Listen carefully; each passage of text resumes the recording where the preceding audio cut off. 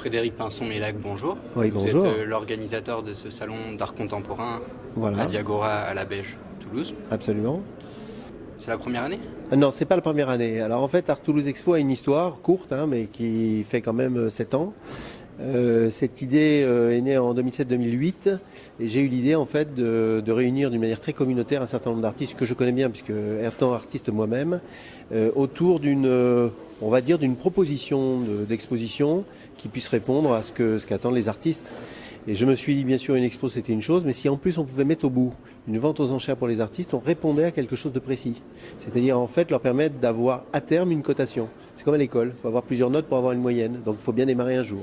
Donc ça, c'était l'idée première.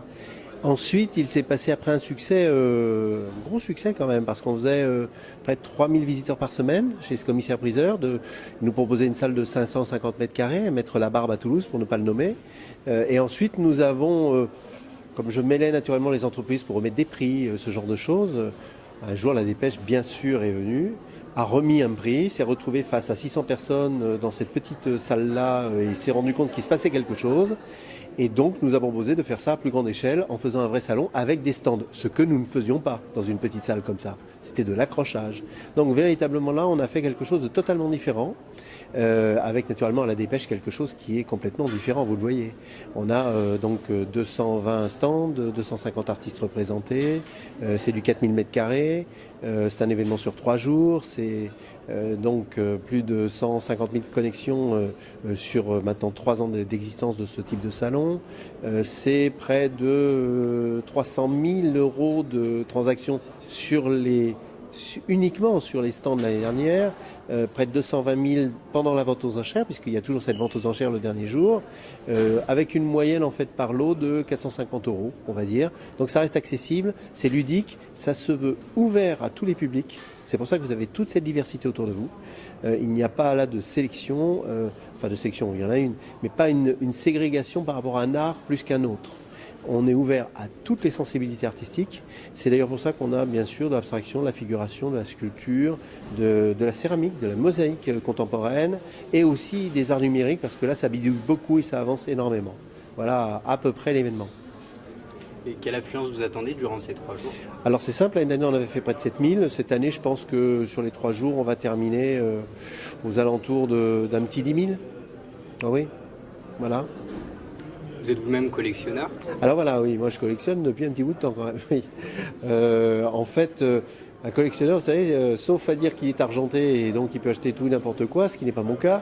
Donc je suis obligé de faire attention à ce que je fais. Donc je mêle les coups de cœur et en même temps, je suis obligé de temps en temps d'acheter des choses qui sont bien assises pour pouvoir éventuellement les revendre, les remettre sur le marché et éventuellement en tirer une plus-value. Ce qui arrive de temps en temps, ça arrive. Vous avez des marchés qui vous le permettent. Il faut connaître les marchés. Moi, je connais le marché de l'art depuis 40 ans, depuis que je suis même gamin. Donc alors, ma famille a toujours été là-dedans, on a toujours collectionné. Et c'est clair que c'est un atavisme, c'est même plus une passion, c'est un atavisme. Voilà, mais c'est aussi une passion, bien sûr. Et vous avez eu des coups de cœur cette année? Alors cette année, oui, on a eu, alors curieusement, le jury qui a remonté, parce que je ne participe pas au jury. Et d'ailleurs, la particularité d'Art Toulouse, c'est que dans le jury, il n'y a pas d'artistes peintres. Il y a des amateurs d'art, des collectionneurs avérés. Donc, c'est-à-dire des gens qui peuvent être de toute profession. C'est vrai qu'on a les professions libérales, c'est vrai qu'on est chef d'entreprise, mais on a aussi un agent de maîtrise. Voilà, on a des gens de tout profil qui ont cette passion et qui, selon leurs moyens, essayent justement de collectionner avec leurs possibilités. Mais dans la discussion autour du jury, je peux vous dire qu'ils ont tous un langage commun. C'est-à-dire qu'ils ont cette vraie passion et quand on les écoute, ils ont... Sinon une expertise, un regard acéré sur ce que peut être une œuvre. Quand j'entends parler du caractère de l'œuvre par ces gens-là, je sais que moi j'ai fait une école d'art, j'en sors. Enfin j'en sortais quand j'étais gamin, mais je peux vous dire qu'ils sont très pointus. Ça veut dire que lorsqu'on a une passion, lorsqu'on a une expérience, lorsque ça fait un bout de temps qu'on est là-dedans, il en ressort un jus qui correspond à une réalité. Et je retrouve moi la réalité du marché, je retrouve la réalité des artistes autour de nous. Enfin, on a vraiment quelque chose là qui est de l'ordre d'une révélation d'une réalité de marché, oui. Voilà. Donc le palmarès, eh bien, comme je le vois chaque année, où je peux le comparer d'ailleurs à des jurys où vous avez des jurys où il n'y a dans le jury que des artistes. Je pense notamment au très très bon salon de Colomiers, le salon d'automne, qui a lieu chaque année en octobre. Très gros salon puisque c'est la 40e édition, quelque chose dans le genre. Donc c'est vraiment un salon ancestral. eh bien leur palmarès est souvent recoupé avec le nôtre à 50%. Donc en fin de compte, on se résume, 2 jurys différents de nature différente, des sollicitations pour pouvoir justement donner son avis, et à l'arrivée, vous sortez un palmarès commun sur 10-12 noms, 10-12 noms à peu près, où vous avez pratiquement 5-6 noms communs dans nos jurys respectifs.